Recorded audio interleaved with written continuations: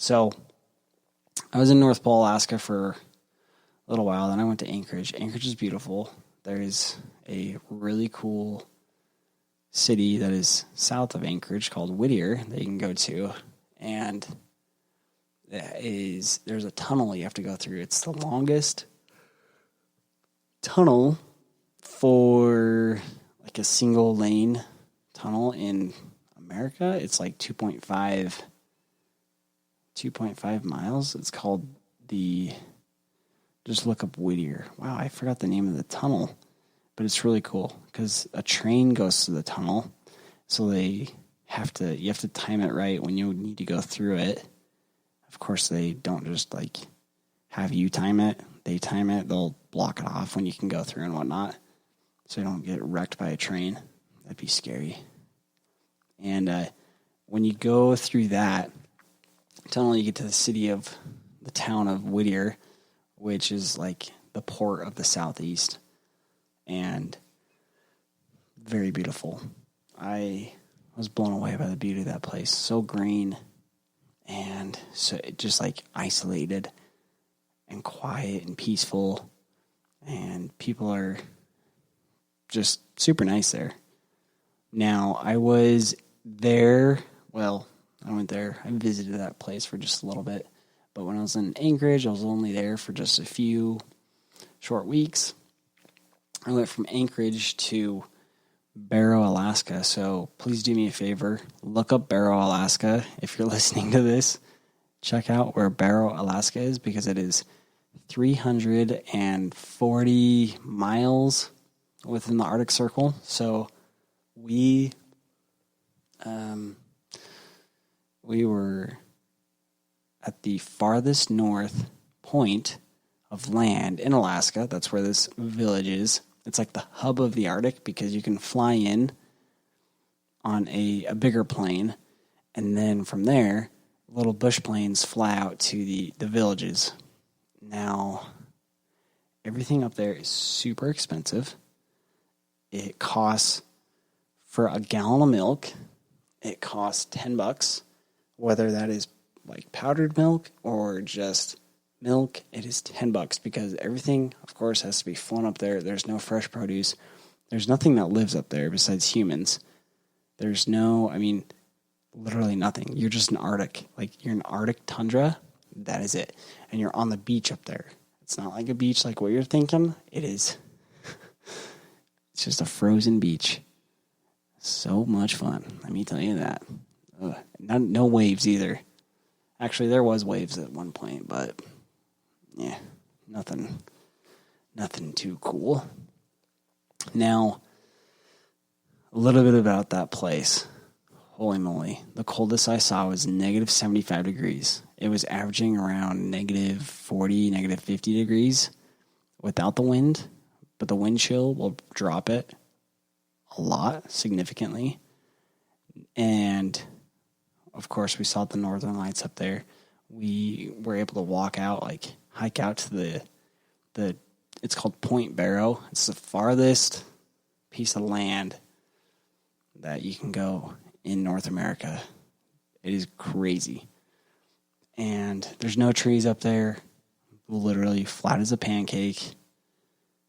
I don't know why people are living up there, because it is hell. It is literally hell frozen over. And I got to see the sun when I was up there with my companion. We were up there from August till February, and the sun set, and it did not come back for 2 months. So we got to see it go away, and then we saw it come back. And that was like the most depressing thing in the world, because if you are looking outside at like 2 o'clock, it's dark. Like, it's 10 o'clock at night. Like right now, like, what is it? It's pretty late.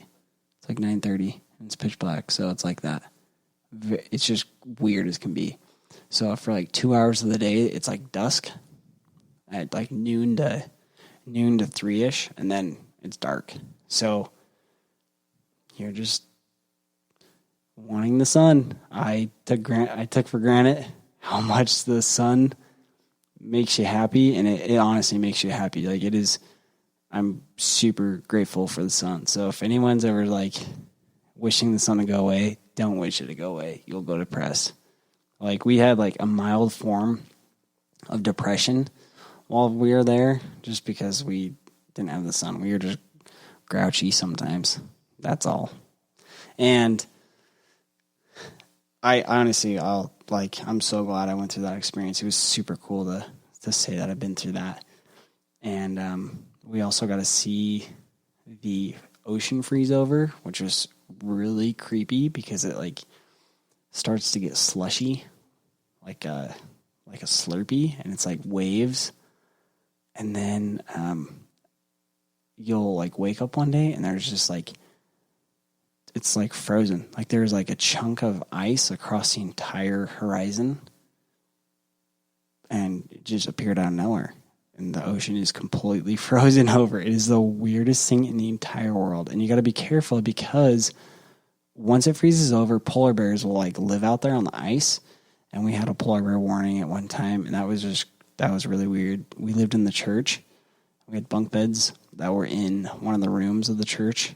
And it's like, keep in mind, it's in the middle of the Arctic, and everything is really hard to get up there. So everything comes on a barge, a massive boat. It drops it off up there.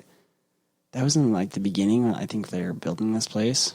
I don't know how often that barge comes in, but that's how they'll bring in a building if they need to have a building. And they're up on, they have to be on above ground because it's like Arctic tundra. It's not like, I don't know, it's not safe to build stuff on it. So they put them on these poles, these like, I don't know, these structures that just hold them up.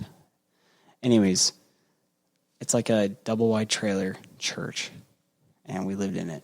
And it was freezing cold, and we would often go into the boiler room where we would warm up, and we'd call that our Mexico, and we'd sit there and dream about being in the sun where one of our good friends was serving his mission at the time. And he actually was on the podcast, Josh Brown. He's in Mexico and literally burning to death while we were freezing to death. And we just wish we were back at home. But so Barrow was incredible.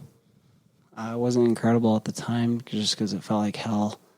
And then I went from Barrow back to North Pole for a little bit, and I loved it. And I covered a little bit bigger area while I was there.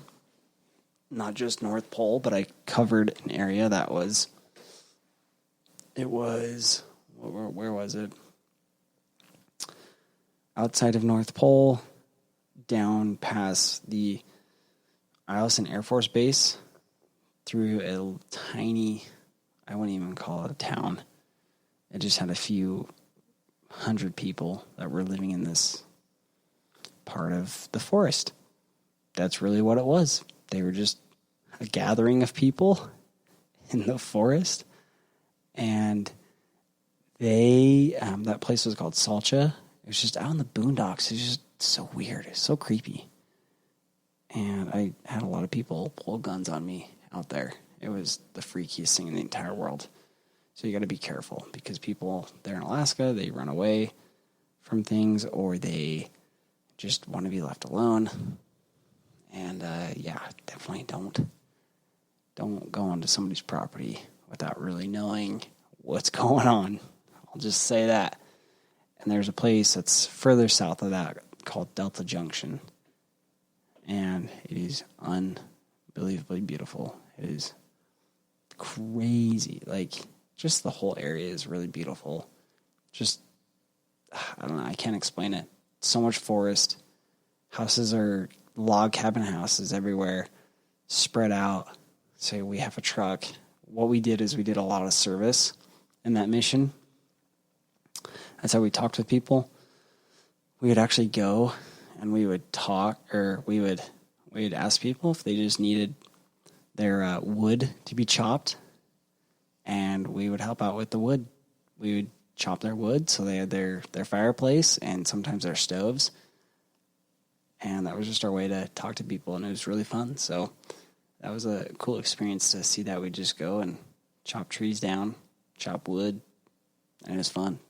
In the freezing cold, like really cold while it was there, North Pole, and outside of the area was like always negative 40 degrees. Oh, and up in Barrow, I forgot to mention, maybe I did, maybe I already mentioned it. We actually didn't help butcher a well, so we were there during the well season. So the natives up there, they get to kill a certain amount of wells if they do kill them. And they killed one and brought it up shore, and they butchered it, and it is like the most disgusting and sad thing I've ever seen. But we got to see that experience, and it was kind of cool. So just, I don't know, don't kill whales. We're not allowed to. Only natives are allowed to, and I don't know what it's like in other countries, but I'm sure they're not even allowed to as well because they're incredible animals. I'll just say that. But outside of killing whales, if you go to Alaska, there's bears and moose and deer everywhere. So go kill those things. I'm a vegan, and I'm telling you to go hunt, so you better flip and do it because I said so. Now, the moose up there, everything in Alaska is bigger. The moose are huge. They tower over fences. Their backs do.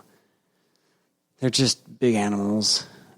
We had moose all the time. We had tons of exotic meat, like moose, bear, caribou, reindeer.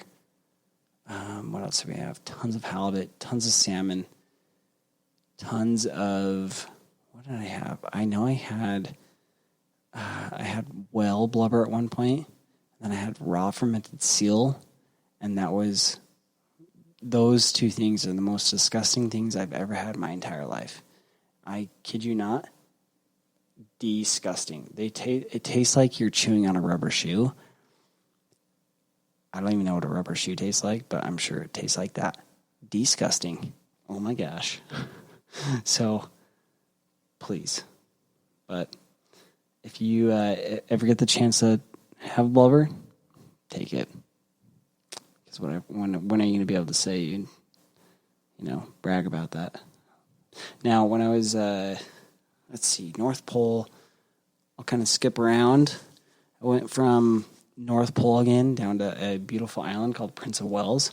Prince of Wales is just west of Ketchikan. So if you're looking at Alaska, it's the Panhandle. So it goes down towards Seattle, and Ketchikan is one of the furthest south cities on islands. There's tons of islands down there, and the way you get down there is you fly the plane, and the plane goes from island to island. So it makes like 4 stops, I think, 4 or 5 stops till it gets to Ketchikan, and then it flies all the way to Seattle. So it's called it's just called the Milk Run. That's what they call it. So we were on that flight, the Milk Run, and then we got off, or I got off. When I got off and I went to this island to go meet my companion, I got off, and I met him in Ketchikan, and then from that point, you take a ferry ride all the way over to Prince of Wales Island, and it is like I think it's like a 2.5, 3 hour ferry ride, and it is so stinking beautiful over there. My goodness, the deer overpopulate. Oh wow, I'm sorry. The deer overpopulate the people by, I think, like 2,000 or 3,000. I'm not exactly sure, but the venison over there is really good. We had tons of deer. We had black bear as well, because that's all people eat over there. And the groceries are crazy expensive. If you ever get on the bush areas, they call it the bush, the villages, that's where things are expensive, and you eat a lot of crazy things, but you get to meet a lot of really awesome people and experience some really cool stuff there. Before I forget, in the summertime, yes, you do experience 24 hours of sun. So the sun doesn't set, and it is the weirdest thing in the entire world because people are up mowing their lawns at like 10:30 at night.